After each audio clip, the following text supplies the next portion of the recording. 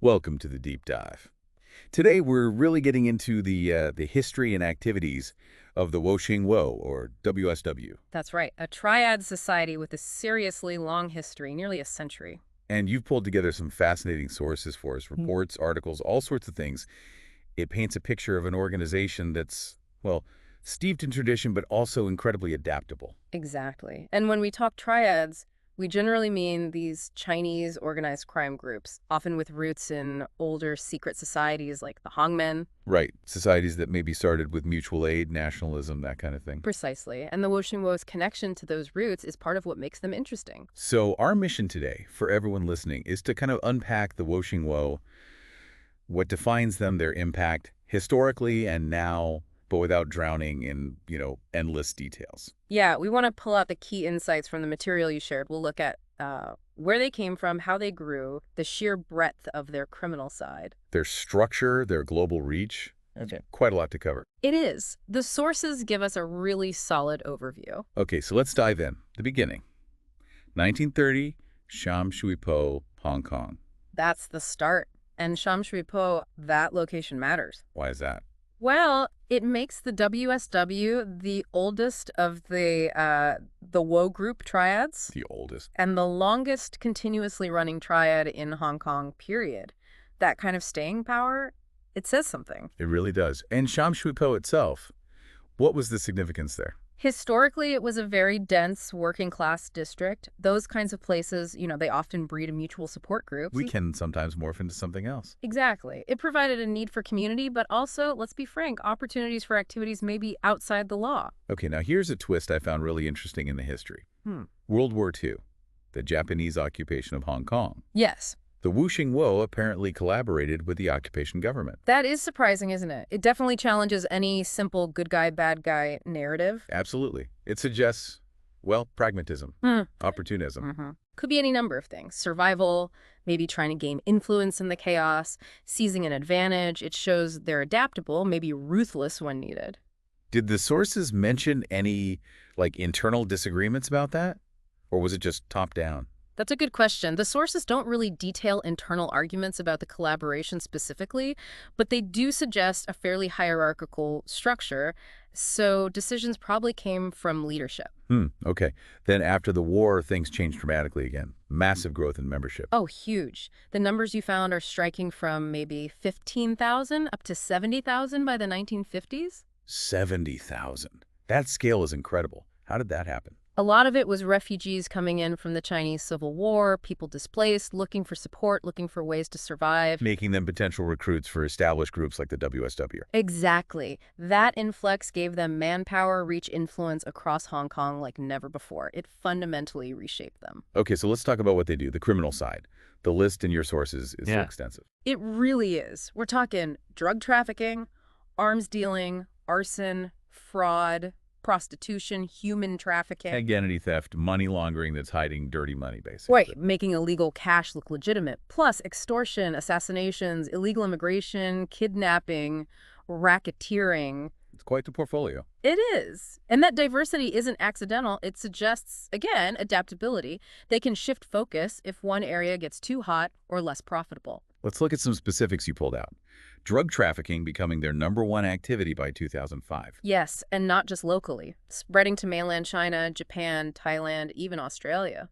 Moving drugs internationally like that implies pretty sophisticated networks, right? Definitely. Logistics, intermediaries, exploiting trade routes. It's complex. There were some stranger details, too. Like, in 2001, supposedly dealing drugs in clubs and claiming they enhanced religious experiences. Yeah, that one's bizarre. Claiming drugs could cause visions and hallucinations for spiritual insight. Wow. Talk about creative marketing. Did that actually work? Yeah. The sources don't say how successful that particular angle was, but it shows how inventive, maybe, they can be in pushing their product.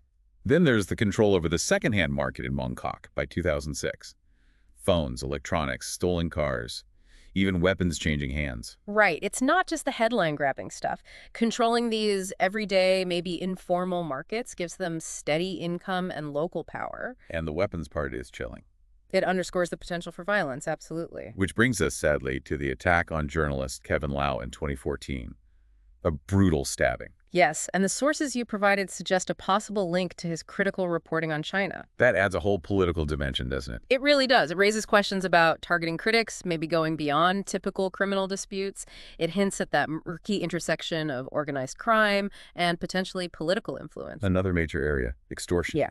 Specifically targeting minibus drivers. Yeah, your sources detail that quite clearly, raking in millions of Hong Kong dollars a year. The figure mentioned was at least HK $14 million from just 30 drivers on one route, with drivers paying maybe HK $10,000 a month each. Exactly. And the WSW apparently made sure no one else could operate on those routes. It's classic racketeering forced protection. So they control the routes, guarantee business for their clients, but at a very steep price. Precisely. It shows how profitable even these seemingly local rackets can be. And it's not just local. South Africa comes up too. Illegal abalone harvesting. Right. Your sources mentioned an estimated US $32 million gross income from that back in 2000. $32 million from illegal seafood. That's a major international environmental crime operation. It really highlights their global reach and willingness to get into wildly different types of crime wherever there's money to be made. And the ecological damage is obviously a huge concern. Now, triads often mean rivalries. The Wo Shing Wo definitely has history with other groups, particularly the 14K. Oh, yeah. Long-standing conflicts. The sources mention clashes going way back. Like the heroin trade fights in Amsterdam in the 70s. Exactly. And then more recent stuff like attacks in Mongkok in 2006, even a machete attack in Glasgow, Scotland in 2003. So these aren't just minor turf squabbles. Not at all. Often very violent, fought over control of lucrative markets, drugs, extortion territories, things like that. And the fact these fights happen internationally, like Amsterdam or Glasgow, shows how transnational these rivalries are. Although you mentioned some sources suggest they might cooperate sometimes now, like in the Netherlands. Yeah, that's an interesting development. It suggests the landscape is always shifting. Maybe sometimes cooperation is more profitable than conflict. Pragmatism again. Okay, let's shift gears slightly. How is the Wo Shing Wo actually structured? It's not just chaos, presumably. No, definitely not. And one really interesting point from your material is that they apparently still use the old Hongmen secret society initiation ceremony. Still, after all this time. Seems so. It speaks to their traditional roots, using those rituals to build loyalty, brotherhood, that sense of shared history. Keeps the group cohesive, maybe. That's likely the idea. Maintaining a distinct culture even while the crimes modernize. And there was a strategic move mentioned around the 1997 Hong Kong handover, splitting into regional forces. Yes, 6 regional forces within Hong Kong. Seems like a calculated move in preparation for the change in governance. Any idea why? To make them harder to track, maybe. Decentralize. That seems plausible. Decentralization could make them more resilient against crackdowns. It might also have been about cementing control over specific territories within the city. Did your sources say if each force specialized? They didn't detail specializations, no. But the split itself is interesting. And then there's the leadership, the dragonhead. Right, elected every 2 years. What exactly does the dragonhead do? Essentially the overall boss. Sets strategy, mediates internal beefs, represents the WSW. And the election? Is it actually democratic or more like powerful figures pulling strings? Good question. While there's an election process, it's highly likely, as you suggest, that internal politics and powerful factions play a huge role in who gets chosen. It's probably pretty complex behind the scenes. The sources name a few who've held the role. Inch brothers Zheng Chengwing, Currently a fugitive, apparently. Shanghai Sai Kwok Wing Hung. He was the one at that political dinner. That's the one. Caused quite a stir back in 2012. Again, hinting at those potential connections between crime and politics. And Broken Mouth Bun Poon. The nicknames are certainly memorable. They often are. Usually reflect something about the person's reputation or history. These leaders become known figures, and their actions matter. Okay, let's zoom out now. Global reach. This clearly isn't just a Hong Kong problem. Not even close. Your sources show operations in Macau, mainland China, and significantly within Chinese communities all over the world. These are transnational networks. Absolutely. Stretching across continents, exploiting different laws, different economies. Let's tick through some locations mentioned. Australia, Melbourne specifically.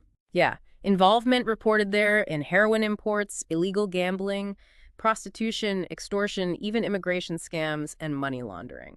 And interesting that they might outsource the street-level stuff there. It's just a hierarchy. They control the higher levels, the supply, maybe let other groups handle the riskier retail end. Okay.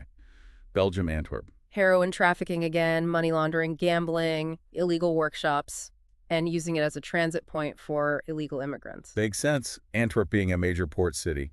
Strategic location. Definitely. A hub for all sorts of illicit flows. Canada, Toronto. There was a historical link there to another triad, the Wu Hop too. Right, founded as an international branch way back.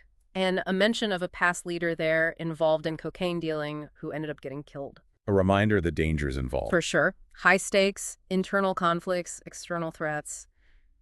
It's part of that world. France. Yeah. Mentioned cooperation with Albanian and Turkish groups for heroin. Yeah, that cross-ethnic collaboration is notable. It shows they'll work with anyone if it boosts the bottom line, despite other rivalries.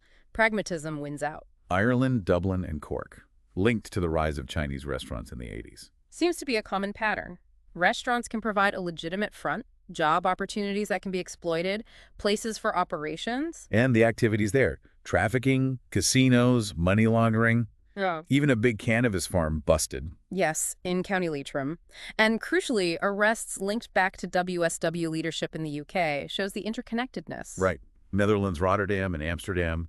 Historical fights with 14K and Ah Kong over heroin. Yep, back in the 70s. But more recently, as we touched on, reports suggest cooperation with 14K there now. So enemies become allies sometimes. It happens. Shared interests, changing markets, alliances are fluid, plus the usual gambling, prostitution, human trafficking activities reported there too. South Africa, Johannesburg, Cape Town, operating independently since the 80s.